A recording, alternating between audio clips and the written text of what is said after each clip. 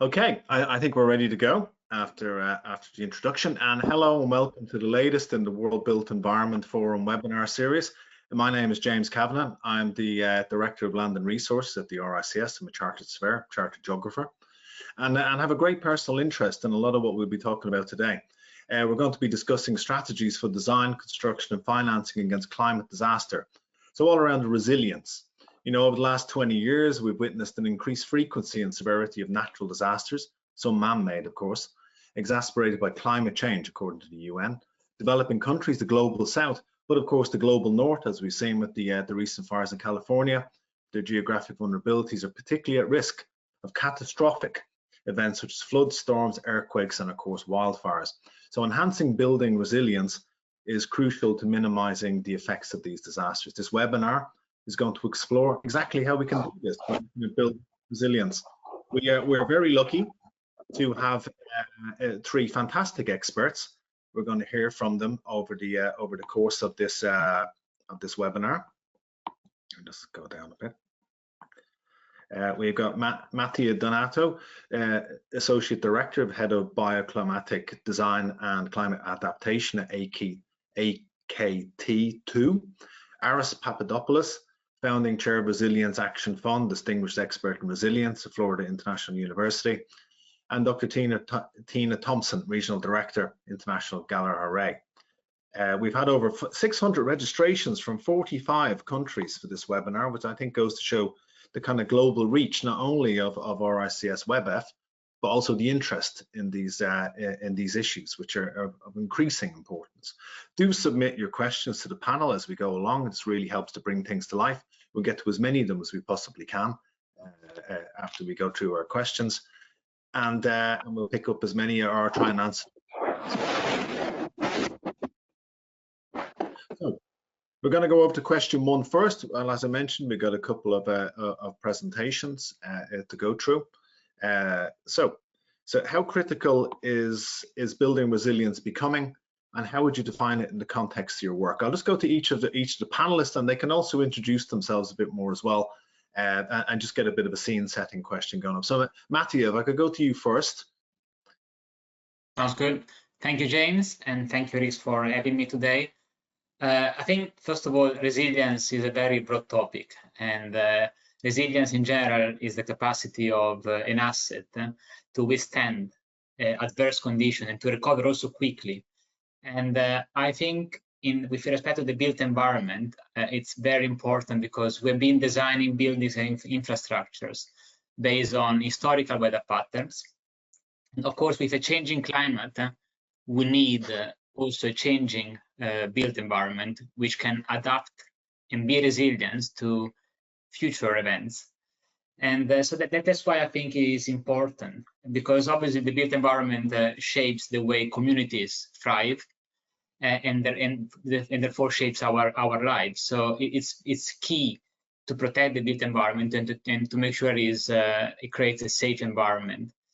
On my day-to-day work, or in the context of my work, resilience means unlocking spaces for everyone, especially for vulnerable people of the public. And when I say unlocking, obviously I try to include several phenomena like wind microclimates, air quality, heat, or dealing with excess of water or lack of water. And the concept of resilience varies, obviously, depending on the type of hazard that we are facing.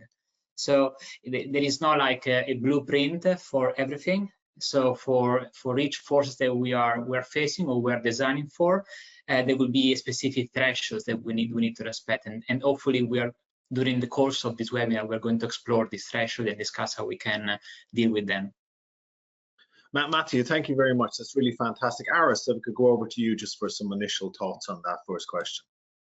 Yes, thank you, James, for inviting me to this webinar and joining this distinguished panel. I'm an engineer by training. I spent over 2.5 decades of my career in construction. I've retired since, working with academia now, but I'm also a World Trade Center 9/11 survivor. And after that, I started asking myself the question, not so much why are the hazards strong, but why are the assets weak? And being in the industry, I kind of realized we have a systemic problem with vulnerable development. So resilience became a very important part of what I've been doing, in the later part of my life here, and written 2 books on it. So what is resilience? And we're really focused on the buildings. Resilience is used in many contexts today: energy resilience, water resilience, social resilience. But my knowledge and I think the focus of this webinar is buildings. It means 2 things. One is physical integrity, the ability of the building to withstand whatever hazards nature's placing on it. And second, operational continuity, which means the ability of the building, assuming that it survives physically, to continue functioning. So there are 2 really halves to this question. One is where you build, and the second is how you build. And the where being very important, because you could have 2 identical buildings, and in one location it could be the same building could be very resilient, and another location it can be very vulnerable. So the location is very important to the resilience of the building. And of course, if you select a risky location, you're going to have to do a lot more and spend a lot more money to make it resilient, to make the building resilient, than if you pick a location that's not risky. And what we've done historically is we've just applied the same designs, the same prints, the same ways of practicing construction in both risky and not risky, less risky areas, and we have the results we see today of massive destruction throughout the world, in both developed and developing countries. Exactly. That's fantastic. Thanks, Aris. I think we'll come back to a lot of what you said during the hour that we have. Tina, if I could go over to you just for your initial thoughts. Bit of scene set. Absolutely. Thank you, James, and thank you for having me as well on the panel today. Just for context, so I work in the insurance sector. So Gallagher Re is a reinsurance broker. So we support insurance companies in purchasing reinsurance. So it's basically insurance companies buying insurance cover. So it's all about the financial mitigation of risks, and I work specifically in the analytics space. My background is in what we call catastrophe modeling. So it's all about assessing the risks from catastrophic events and their impacts. In particular, what does that cost a insurance/reinsurance company? So it's all about risk reflective pricing.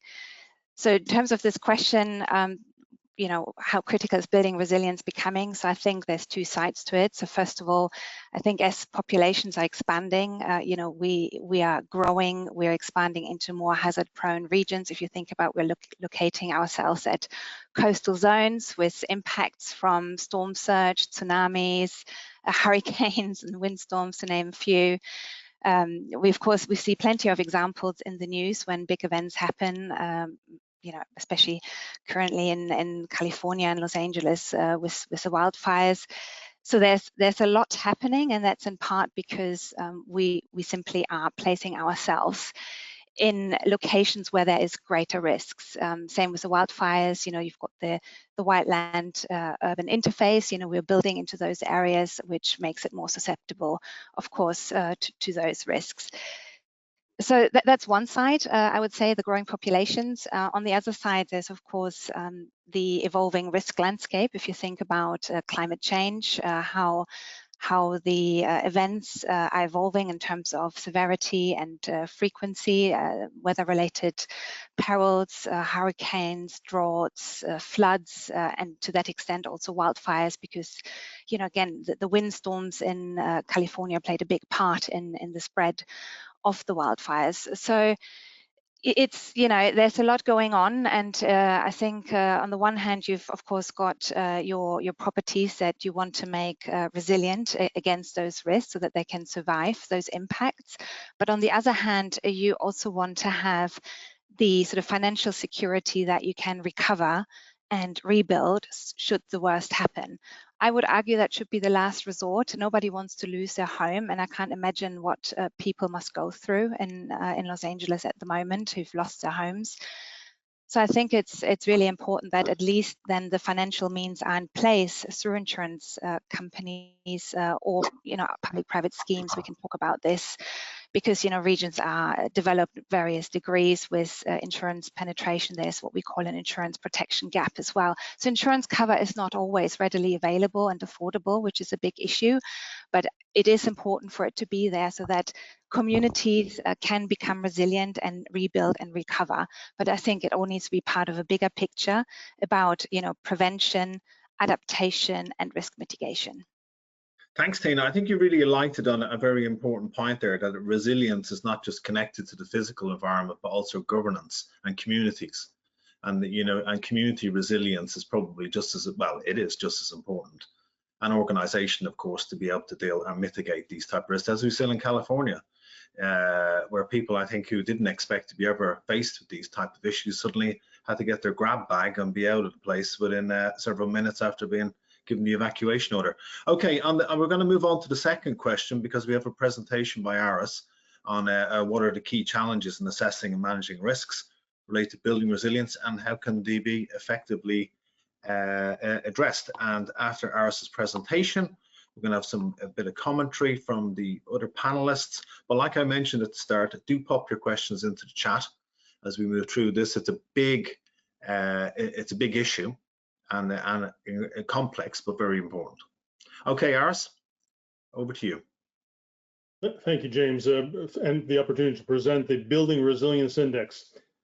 We know that if we can't measure something, it's very hard to reward it. It's very hard to incentivize it. So measuring resilience has been a key challenge for many years. And finally, we have something that has been developed by the World Bank, the International Finance Corp, that allows us to do exactly that.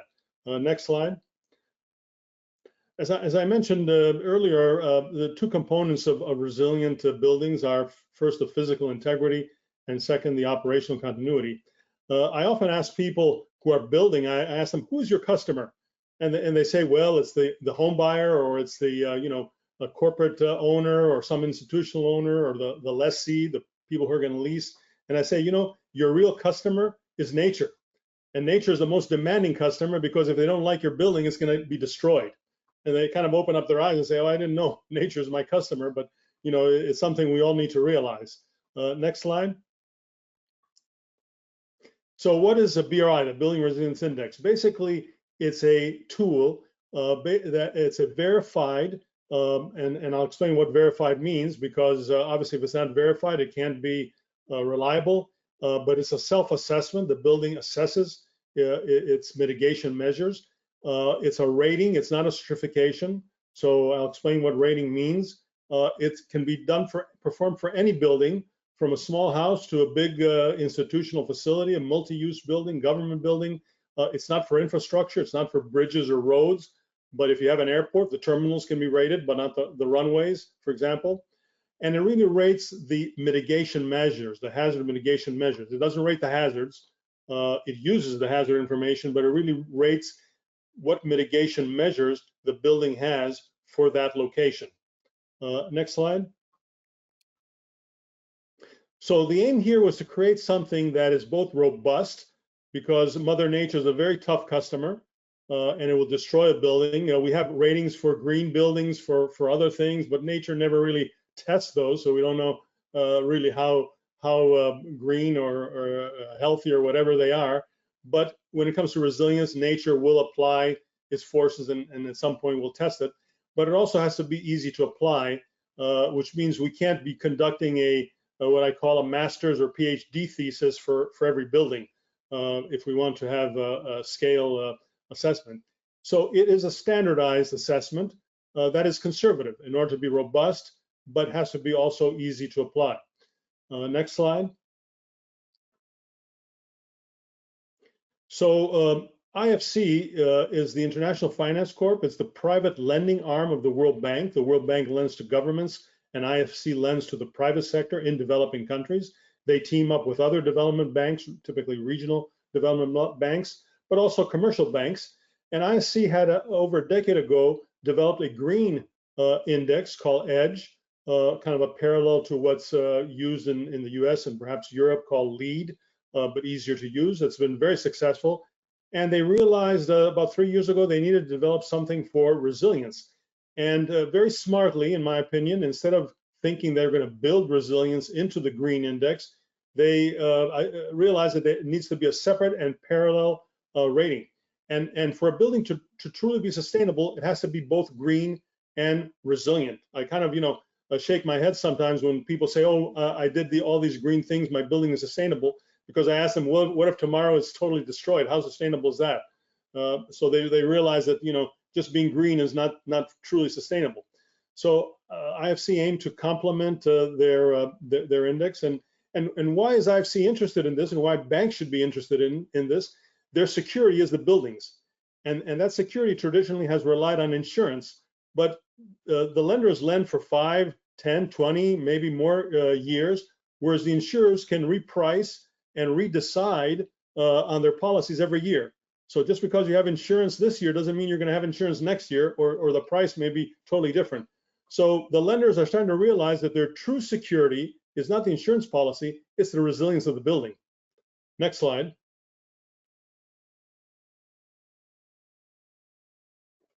Great. So how does BRI relate to local codes? Because we know building is in most countries a regulated activity, and code compliance is a prerequisite for a BRI rating above the minimum. So, we assume that the building has been built to code, but BRI really aims to go above code, because most codes have been developed essentially for life safety. In other words, to give you enough time to get out of the building, not to enable the building to survive, to have something to get back in. So that's kind of the low standard that we've all accepted as kind of the industry practice. Codes let you get out, but you may not have something to get back in there. But BRI aims to both, obviously, ensure that safety is protected through the codes, but also that there's a building there that you can return. And BRI, as I mentioned earlier, is conservative. So we are going above the code. Obviously, there's climate threats that are happening and will be happening. So BRI is setting a higher level, probably, of where codes will be 5, 10, 20 years from now. That's probably where BRI is pointing us toward. The next slide, please. So what are the different ratings in the BRI system here? At the very top is what we call global best practices. It's the best of the best that has been practically applied somewhere in the world. For example, we looked at Japan's seismic codes that have been practiced for decades, and said, okay, they're doing the right things there, and it's proven to survive. And in fact, a number of the hospitals that survived the earthquakes in Turkey had some of what the Japanese have been prescribing. And so that our expert panel that was assembled under IFC kind of cataloged these global best practices, and we said that's a AA level. At the very bottom there is what we call weak practices, or unpermitted development, that we see in many developing countries, and we know those for certain will be destroyed sooner or later. And then you have kind of the minimal practices where most codes typically are, and above that, stronger practices. So if you looked at most of the building stock today, even in developed countries, it's going to be at the B and NR level. Very few are at the A and AA. And our initial goal here is to stop NR construction and retrofit as many NRs into B. Being a B is a major success. So don't underestimate that, because an NR is a sure disaster. And on top of that, the rating adds a plus designation to the letter for operational continuity measures that I'll mention later in the case study. The next slide, please. So why a rating? Basically, the responsibility for the building, the legal responsibility, remains with the owners and their professional team. The BRI rating is relative. In other words, we know that the AA mitigation measures are better than the A, better than the B, and definitely better than the NR. We don't know exactly how much better, and we will see over time how these buildings perform that are differently rated, but we know we are moving in the right direction, going higher up. And obviously, in a very litigious environment, the construction is, IFC want to make sure that the responsibility really remains with the building owner and their professional team. Next slide, please.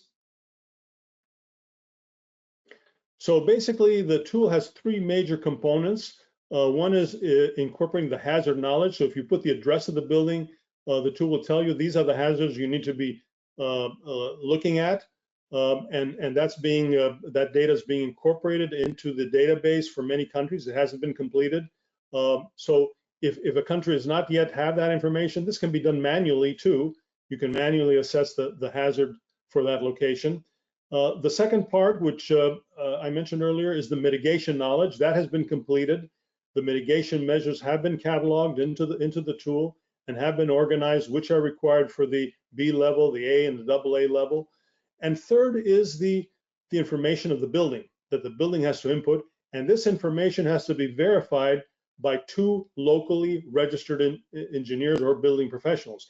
So if a building says, yes, I have this measure, I am rated for X kilometers per hour wind, I've been designed and built for that, these verifiers have to verify that by checking the information.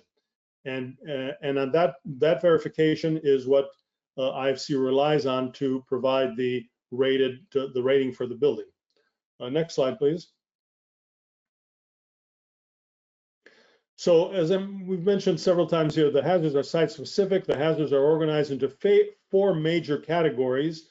And in a lot of the insurance data kind of points that say over 85% of the economic losses are due to these 4 categories: wind, water, fire, and geoseismic. Under these categories are various hazard types. The upper level there, that's kind of enveloped in the red line, is what we call default hazards. They apply to any location. Any location can have downbursts or local fires or just urban floods, even deserts we know can flood.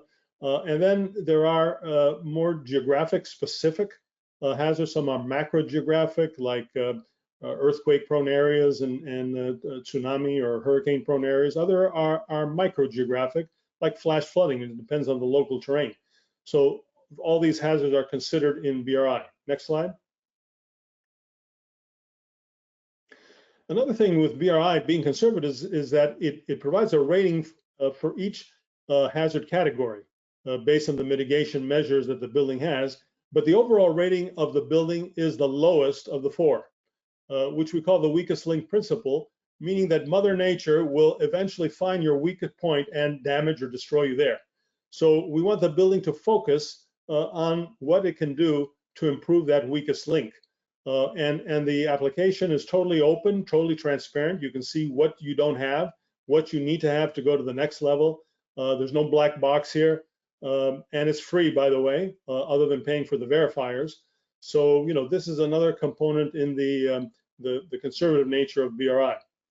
Next slide. So just a quick feel of the mitigation measures. There are about 73, 74 total mitigation measures. Obviously, all of them will not apply everywhere. It depends on the location. Some of them are location specific, like how close you are to a urban wildland interface. That we're concerned about now. Seeing the fires in California. That's a factor there too. If you're too close, you cannot be above a certain level. Some are structural, based on the design and construction of the building, most of them, and some are related to inspections that need to have been performed during the construction of that building. Next slide. Just a quick feel here, because I'm not going to delve into this. There's a complete manual and training provided for BRI to interested professionals. But just an idea, if you're in a hurricane area, what the wind levels, if you're below 200 kilometer per hour speed design, you're an NR, you're certainly headed for destruction. And to be at the AA, you need to be reinforced concrete, which is the global best practice in southern Florida that we applied. Various elevations, this is for non-tsunami areas. Tsunamis are higher than this. If you're below 3 meters, for example, from not just a sea, but a lake, a river, a creek, even if it's a dry creek that could flash flood, you're considered an NR. Your first used floor, occupied floor, has to be at least 3 meters, and that's above most of what codes provide today. Codes are really lagging in the water side of resilience. Codes have done a better job in fire, so a lot of the fire standards are typically met by the codes, and obviously, wherever the code is stronger, you have less to do to go to that higher rating level. And finally, you have earthquake-related measures here. with seismic base isolation being the best global practice that's applied in Japan. And BRI requires it for buildings over 3 stories. And this was existing in those hospitals that survived in Turkey. Next slide. So just a summary of the terms. It's free and open source. The rating itself is valid for 10 years or could be triggered a re-rating earlier if there's a major event like a major hazard event that destroyed part of the building, a major innovation that includes structural changes or change of use. It's a rating, not a certification, and it's verified on site. The verifiers have to visit the facility, and it's not a desktop verification, by 2 locally registered building professionals that are trained and provided a license by IFC. Next slide. So BRI was launched a couple of years ago, and it was first launched in the Philippines, which we know has all the major hazard categories, but also has a very resilient, sensitive culture with both the private sector, business, people, government, very interested in resilience. So it was launched there, and the private sector there is committed to rating over 2 million square meters of buildings over the next 6-7 years. But it's been expanded, being launched in Vietnam, tested in India, being launched in southern countries of Africa, and also in Central America, the Caribbean, and Colombia. And IFC's goal, obviously, is to make it global. Support by IFC will be provided to the developing countries, but other organizations, my own nonprofit, will provide training in North America and Europe to engineers and professionals who are interested. And you can get more information at the website resilienceindex.org. Next slide. So with that, I thank you, and back to you, James. Thanks, Aris. And I think your last slide there, looking at the global coverage, answers one of the questions that we had pop up, which was about global coverage of BRI. But yeah, really, absolutely fascinating and great to have some benchmark information. I remember the World Bank used to do their Doing Better Business Index until a few years ago, after I think several countries were gaming it, so they decided to remove it, but was very, very useful information about all kinds of different things. So we move on to the next question. About regional differences are you seeing in the adoption of building resilience, and what factors are driving them? Mattia, if I could come to you on that one, and then we'll do T, and then we'll move on to question 4. Okay, sure, James. So in terms of regional difference, obviously the first thing that comes in our mind is obviously the geographic, and obviously geographically many assets will be in very different locations. For example, we have coastal regions, seismic regions, flooding regions, or temperate area depending on the climate itself. And in terms of adoption, or the difference in terms of adoption of the building resilience as a principle, I believe it depends on the risk that a specific asset experiences, or the perceived risks that the specific assets experiences. And the risk is a combination of 3 items. So the first one is the hazard, and Aris discussed a lot about, obviously, in depth in terms of hazard, the vulnerability of the assets, and the exposure. And as Aris said before, 2 buildings, the same buildings in 2 different locations could present a high risk or a low risk depending on the exposure, given the same, for example, building characteristics. And the adoption of building resilience as a key principles into the design, I believe that with the experience that I've got across the world in terms of design, it's mostly about the risk that people have experienced in the past and not yet thinking about what may happen in the future. And therefore, this is something that we have experienced, I believe, over the past year, for example.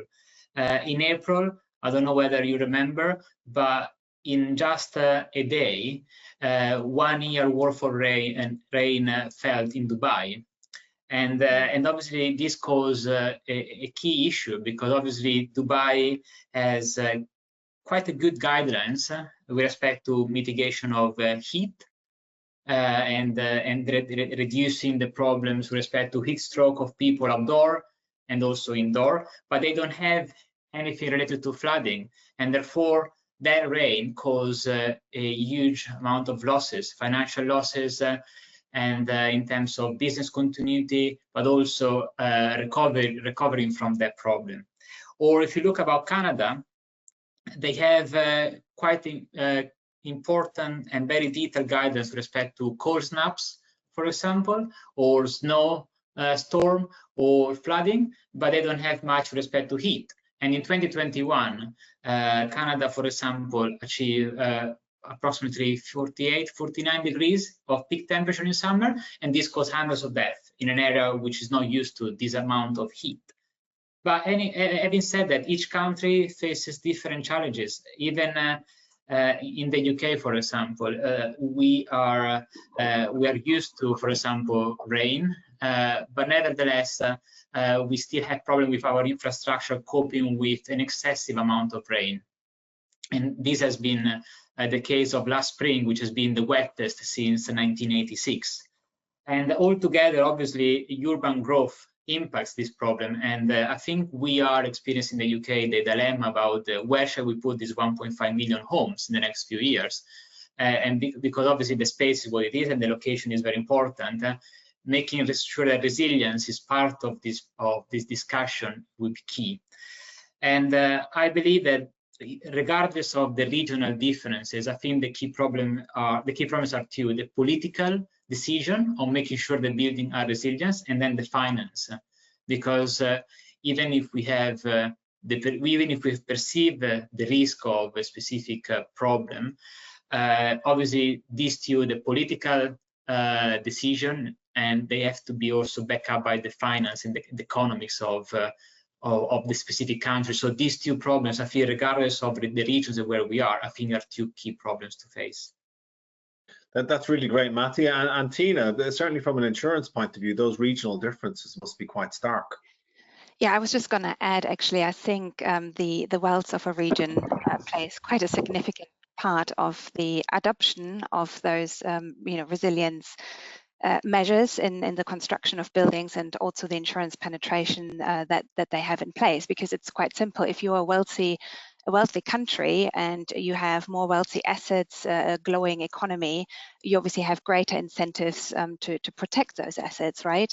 And so if you look at of the more wealthier regions, if you take, for example, USA or the Netherlands, you can see differences in the level of protection they put in place, which is expressed as a sort of severity probabilistic metric. Say they build to a standard of protection up to 1 in 1,000 years.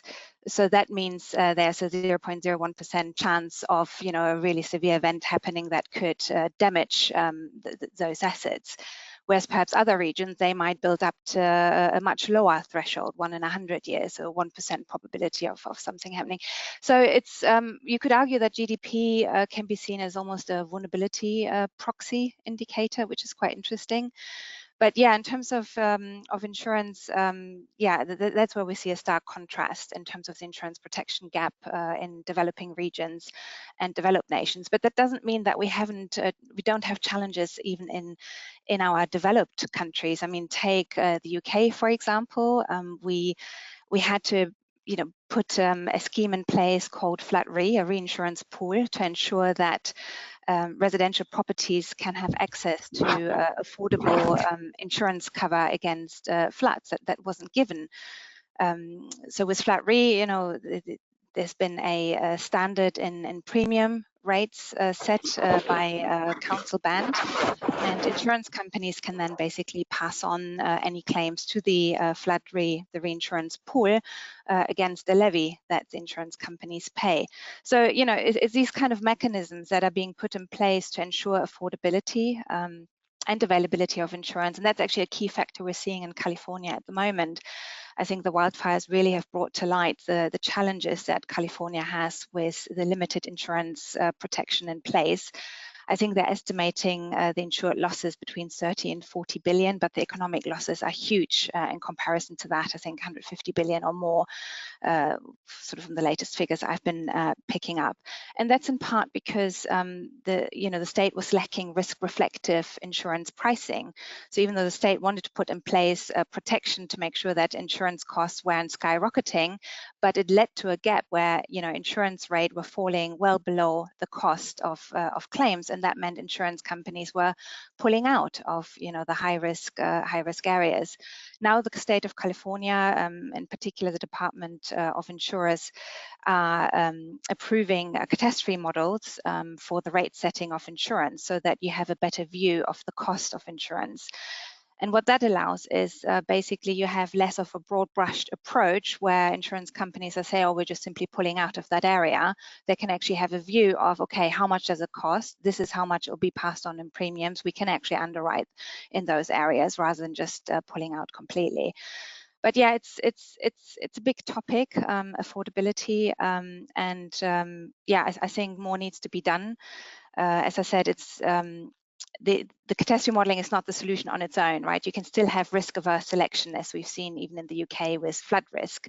If you have insurance companies with prudent underwriting practices, they obviously they want to operate profitably and maybe not take on the high-risk areas. I mean, normally the way it works is through diversification and having a large pool of risks. So if you think about if you're an insurance company and you underwrite risks internationally or globally, and you have risks in various pockets of earthquake, hurricane, wildfire, flood risks, etc., then if something happens in one area, it doesn't wipe out your entire portfolio. So the whole idea of insurance is you've got a large pool, something happens, you've got sufficient money to pay claims. And diversification plays a role in that, the more risks you underwrite. But that doesn't always happen, and you get the issue of risk concentration, risk-averse selection, and cover not being available.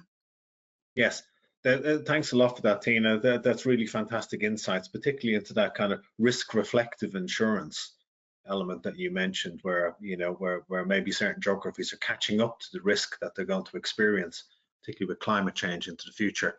Aris, we've got a couple of questions for you, but we'll come back to them at the end. But we're going to move on to question 4.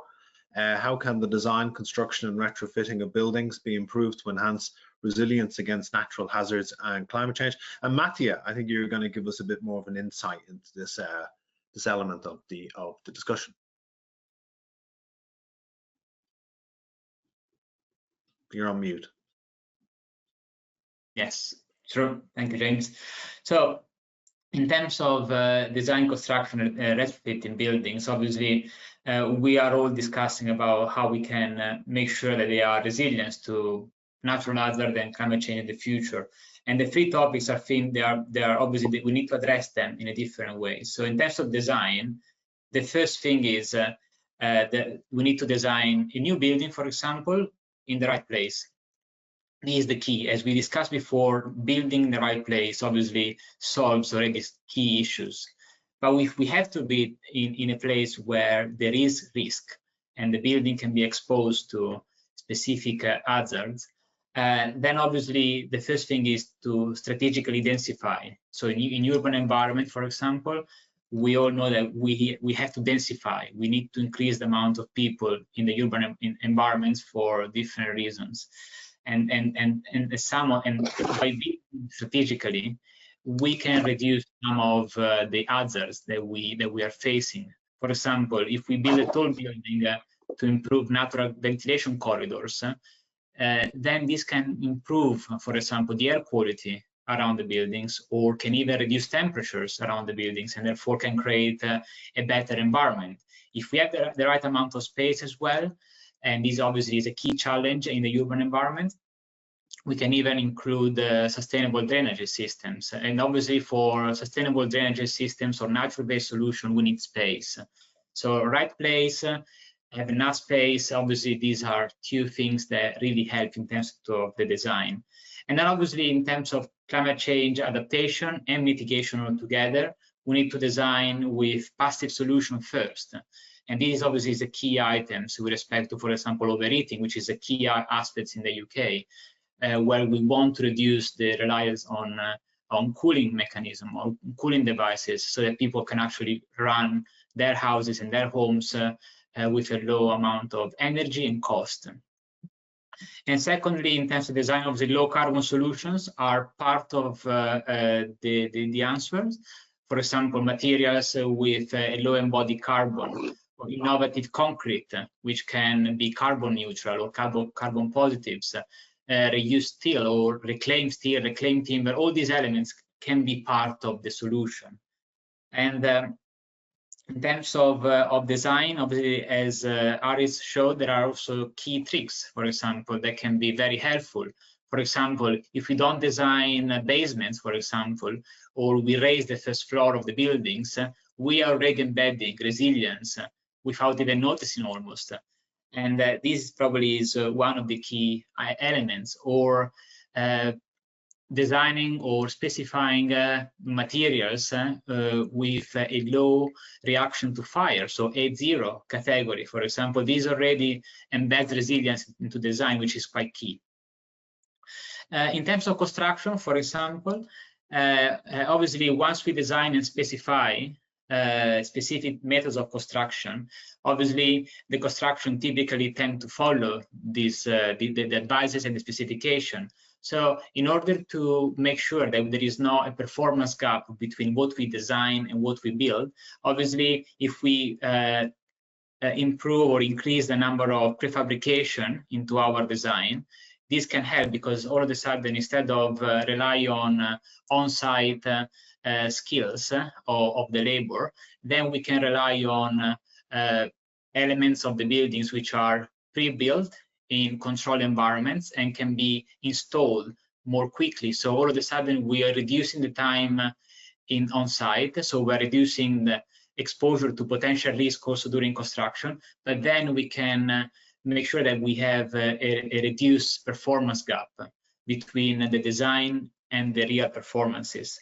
And finally, in terms of retrofit, I think is even more complex sometimes compared to design new buildings, because we need to have a true holistic thinking. We've been designing several, for example, UK universities or education buildings in the past. And typically, these builds have a solid brickwork.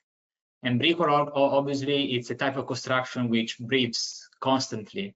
But however, with new regulation or stricter regulation, for example, Partel, we have to insulate that kind of brickwork, and very likely internally, because maybe those buildings are listed and out from a townscape perspective.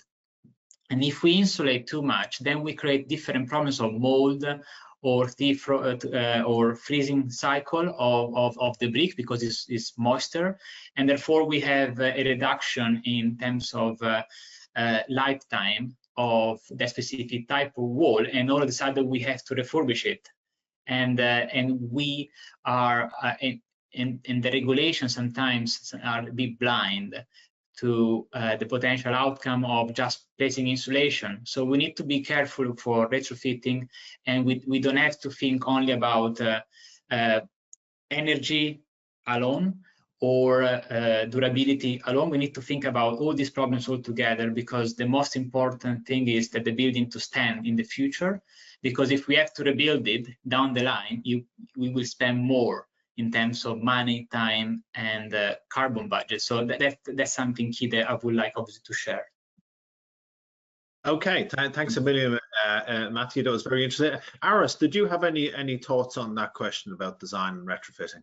It's a big question, but in the interest of time, I'd like to proceed. I'll discuss the case study later to highlight some things. Yeah, God, yeah, we're moving on, aren't we? Okay, well, let's move on to question 5. To what extent is building resilience factored into financial risk mitigation strategies through insurance and reinsurance? Tina.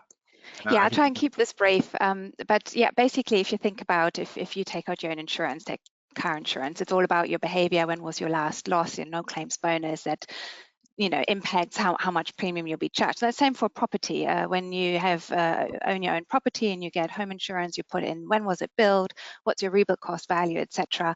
And based on that information, insurance companies, of course, assess, what's the cost of replacing that building should the worst happen. And actually, in fact, the presentation, one of the slides Iris showed, nicely demonstrated some of those, I guess, pieces of information that insurance companies would take into account if the information is available. But Iris had a slide where you could see things like reinforced concrete or reinforced walls, seismic base isolation, all these kind of mitigation, measures you can take in your construction that can be reflected in the modeling that we do for insurance companies, particular catastrophe modeling.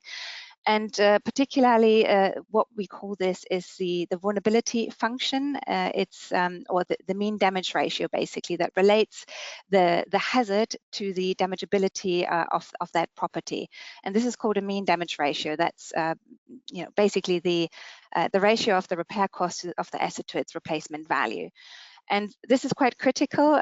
It's obviously not the easiest thing to model. I would say it's the weakest link in the model, but you can either use empirical approaches where you've got claims information, or you use analytical approaches. So you can use something like your fragility curves that you're probably more familiar with in the engineering construction field, but it's slightly different than that, right? A fragility curve really looks at the physical damage to properties. We, of course, are interested in the monetary loss from the damage.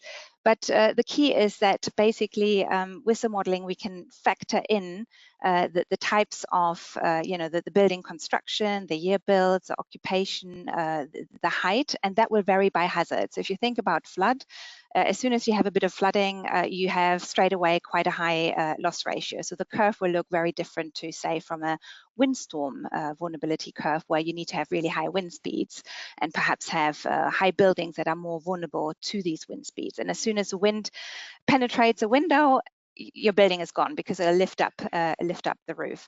So these functions basically try to relate that hazard intensity to the damageability, and then of course it's a lot more to that. We of course model all types of events, what we call a stochastic catalog of all events, most severe events that can happen, and we also use then of course financial terms and conditions of the insurance contract to ultimately calculate what the cost is. And this is what is used for the premium setting. So a lot of people are not fully aware of how that works. I think the biggest challenge is data. Obviously, the more data is available, the better. It depends on the models themselves as well, to what level of detail they can go. I think as primary modifiers, what we call them, are year build, occupancy, construction, and height. But the examples in Iris' slide in terms of reinforced concrete walls, etc., that can be included and is mostly part of the more sophisticated models and what we call the key perils, like hurricanes, for example, that are modeled. So yeah, it's absolutely it's there, it's vital, it's factored in. There's of course a lot of uncertainty around all of that. But I think the key is that as more mitigation measures are being put in place, I mean, a couple of examples. I mentioned Flat Re. I mean, they promote Build Back Better. If there's a claim, they give an additional £10,000 to help rebuild and put in flood defenses in place. Or in the US, for example, you have Florida's windstorm mitigation credit. So again, if you put in place certain mitigation measures in your building, like particular windproof windows, etc., you get discounts from the insurance company. So I think that is quite important, that insurance companies are trying to incentivize that resilience building. But I'll stop here, conscious of time. Thanks, Tina. That's very kind of you, and great to have the insight into the insurance aspect of things. Now, Iris, we've got your case study, so let's move on to the slides. Yeah, thank you. Yeah, I'm just presenting one case study that was performed from a building in the Philippines. I mentioned Philippines was where we launched BRI. Next slide. Okay, this is a residential development. And we know the Philippines is subject to typhoons, very high winds. This location has flash flooding, being a little inland. It's near a wildfire risk area, and also all the Philippines are prone to earthquakes. So all the major hazard categories are there. And this is a middle working class income residential development. These units at the higher end are like 100 square meters. There are single story units that are like 50 square meters. So they're not, luxury dwellings for working. They're intended for working class Filipino families. Next slide. The location, is the first thing we look at in BRI, and obviously this is built into BRI's hazard knowledge. This location is about 10 kilometers from the coast near Manila Bay. It's about a 45 kilometer drive from Manila, which is a city of about 15 million people. It's grown rapidly, but kind of leveled off in the last decade or so in terms of its growth, and the growth has expanded kind of toward the perimeters, is near the perimeter. When we look at and this is, I'm doing this manually so people can understand both what the logic is and if they have to do something manually. Basically, the red circle there is a 15 kilometer circle, or no, not 15, 1.5 kilometer, and the blue is a 2 kilometer circle. So the red one kind of relates to wildfire risk, and there is kind of wildland area within that 1.5 kilometer circle, so it is exposed to wildfire risk. And the 2 kilometer, we're looking kind of at the water, flash flood risks, and here are different elevations. The site itself is at 100 meters elevation, which is a good elevation, but you kind of see the terrain there, and obviously BRI would have this knowledge built into it, but you can also do it manually. And you see the kind of terrain is sloping. The next slide kind of shows what we would see in terms of the drainage flows. So there's a creek nearby that's about at 80 meters elevation. So we have a good 20 meter elevation between the site, let's say, and that creek. So water should drain toward there, but also the flow around there should not be coming to the site. We want the water to be flowing away from your site and not to your site as much as possible. So site-wise, this is kind of a flood resilient site. They picked a good site for this this development. Next slide.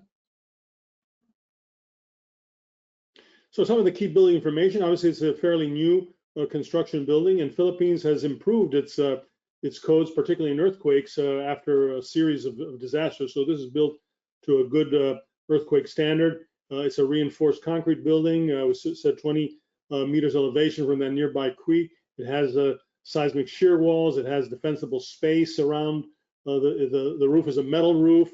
The doors and windows are rated for 1 hour.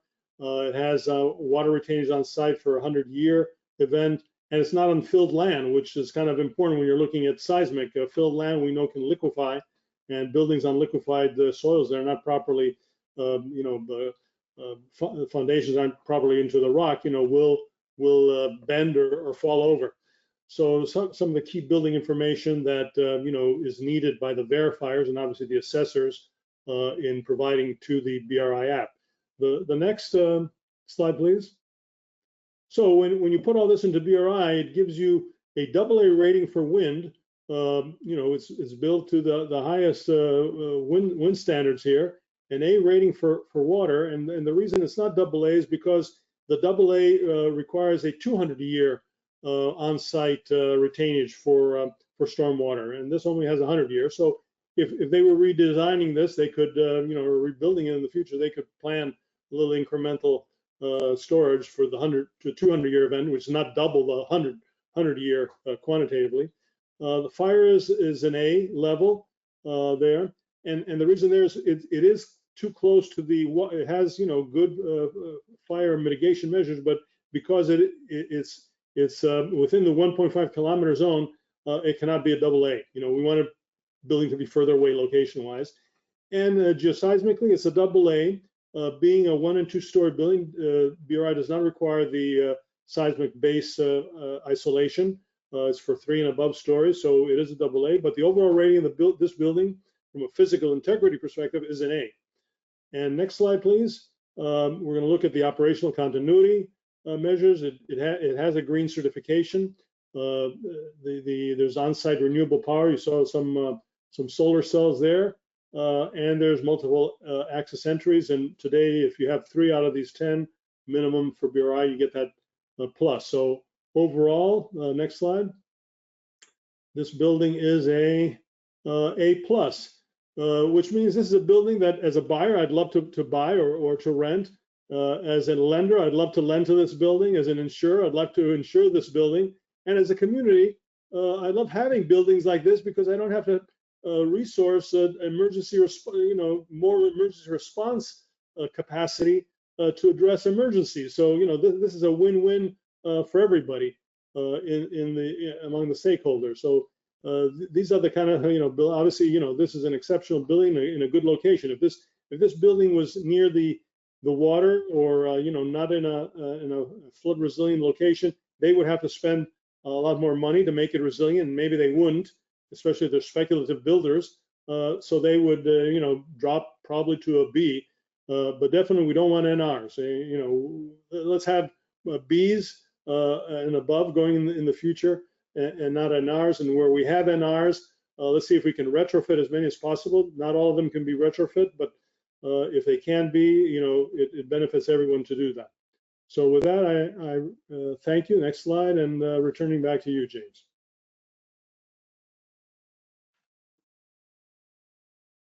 On mute.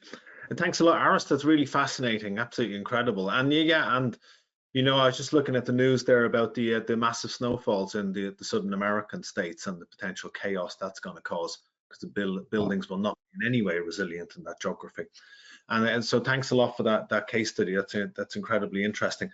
Now let's move. We're nearly at the top of the hour, so let's move on to that final question and just get a final thought from each of you. Because one of the questions we've had one of the first ones actually, kind of triggered something in my mind, because I'm from more of a land background, was that the strengthening of buildings through building codes will limit, but there's a limited focus on the regulation of land use surrounding those buildings. So when we talk about government and stakeholders further supporting efforts to make buildings more resilient, is there also a need to think about that disconnect between building usage resilience and land use, and land use frameworks, for instance, and how can the two be brought together? So if I could go to you first, Mattia, for your final thoughts on what we've been discussing over the last hour. What do stakeholders do to make these efforts that we're on building resilience to natural hazards kind of move forward? So I'll be brief given the time, but I think that if we come back to the concept of risk, a risk is a combination of hazard, exposure, vulnerability, and I think the governments can actually support in reducing the exposure of our assets. And the reason is because, as you said before, local plans are key to identify how land should be used. And through policies, planning policies, and the environmental impact assessments, these are the instruments that the governments and local governments that they should be using to incentivize and to include resilience in their local plan. And on the consultancy or the building industry side, we can reduce the vulnerability of the assets that we design.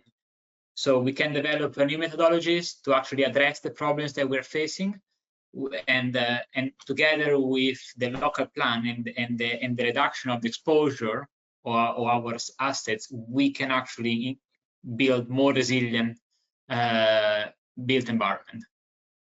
That's great, Mattia. Tina, what do you think the governments and stakeholders could do to support this work? Yeah, literally just a quick summary from me. I think key is having a robust frameworks in place for managing disaster resilience, and that promotes working collectively, collaboratively across, all of the stakeholders, communities and organizations. And that requires obviously policy support and implementation. And also, I think just a last statistic I want to leave everybody with, which I found really interesting. The World Bank and GFDR, they did a study in 2018 to look at the reconstruction needs, and they obviously identified, as we've been talking about, that it needs to be strong, right? So less vulnerable. It needs to be fast, i.e. you need to get people quickly back into their properties. and it needs to be inclusive so that nobody is left behind in the recovery process. And that study estimates that the benefits of building back better, which we've talked about today as well, is approximately 173 billion US dollars per year globally. I think that is mind-blowing. So everything we've talked about today, I think, is absolutely vitally important in terms of, resilient building, risk mitigation, and financial mitigation. It's really important. I'll stop there. That's great. Thanks. And Aris, last word to you. You mentioned about, say, for instance, two professional building experts being involved in that evaluation for the BRI end of things. Do you think the issues around professional capacity could be something that could hold resilient kind of? I didn't understand the question. Sorry, there was a bit of feedback on that. No, how do you think governments and stakeholders can further support efforts to make buildings more resilient? Well, I like to say we have so many vulnerable buildings for 3 reasons. It's legal. In other words, the legal frameworks allow vulnerable construction. You can build on floodplains, you can, build in wildlife interplace, and nobody will legally, prevent you from doing that. It's profitable. You can make a lot of money from it, and the buyers don't know the difference. We have a system, essentially a market system, buyer beware. There are very few disclosures that are required, very little transparency. Hopefully BRI will be one of the moves in the direction of transparency, because we need that. But let's put it another way. I see in environments where we have a high percent of speculative development, which are basically development that's built by people that are going to flip it in a year or so, at a very low, that's very vulnerable development. So, countries that have a high percentage of speculative development, and the speculative developers are going to pressure the regulations to stay low, because they want a low cost. So, and then finally, legal accountability. We have a situation where, the people who build vulnerably, can dissolve their companies and, be scot-free. And they basically say, well, we just followed the procedures, that you told us to do. And there are countries where, in my own home country of Greece, the engineer and the contractor is arrested when a building collapses from an earthquake, and therefore they never want to be on the low end. They always over-design and overbuild, because they don't want to face that arrest. Even if they're released later, it's a pain in the, so, and there are countries, and I point to your own, where major fires occur, and 7-8 years later, nobody has been arrested, so, legal accountability has to be part of this too. So, we're talking about, major overhauls here, but I think transparency on the buyer side and making more resilient, smart buyers, consumers, let's say, will change the game. And hopefully the lenders will wake up and say, I'm not lending to this building because, I don't know if you're going to have insurance in a couple of years, so go find someone else to lend to your building. I think that's going to force some changes. That's great. And thanks a lot, Aris and Tina and Mattia. This has been a really absolutely fascinating hour. I think is there a last slide to go with the details of upcoming webinars? Yeah. And so thanks for all of you as well for dialing in. We had several hundred people online listening to this presentation. Webinar. It's recorded, of course. It will be on the WBEF area on the RSS website. I think Tina and Aris and Mattia have given us an incredible insight into some of the difficult aspects to do with building resilience, from the Building Resilience Index, BRI. I think that's certainly worth looking up. In insurance risk, and of course the retrofitting as well. Of course, it's difficult to thank them in a traditional manner. I think we could do so, and with that, I think we're just about to sign off. And thanks again, and enjoy the rest of your day. Thank you. Thank you very much. Thank you.